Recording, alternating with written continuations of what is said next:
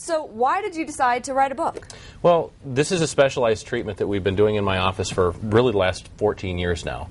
It's something that we've developed from the ground, the DRS protocol, and it's been very instrumental in our helping a lot of patients around the country, and not only in my office but around the country, because we train doctors from around the country to do the DRS protocol. We've helped a lot of patients avoid surgery.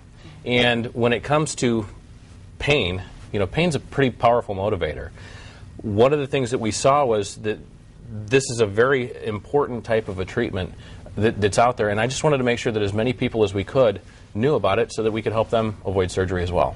Well, why don't you explain what the DRS protocol is and what it entails and how that's different from traditional chiropractic procedures? The DRS protocol, DRS stands for decompression, reduction, and stabilization, and it's a specific method that we apply a group of treatments. It's founded around something called spinal decompression.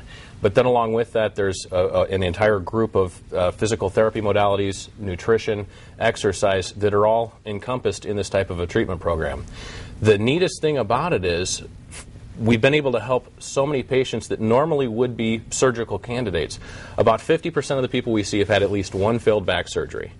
But then along with that, the other patients that we see have had epidurals, cortisone injections, physical therapy.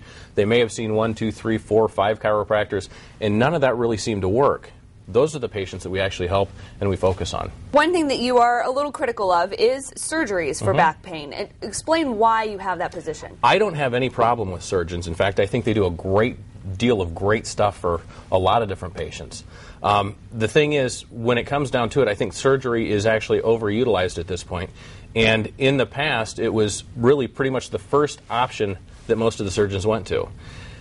As I've been in practice during the course of the last 14 years, the medical community has actually changed their tune completely. They've instead of rushing to surgery, they've actually started to look at it from the mindset that they want to do everything that they possibly can before they actually operate on a patient.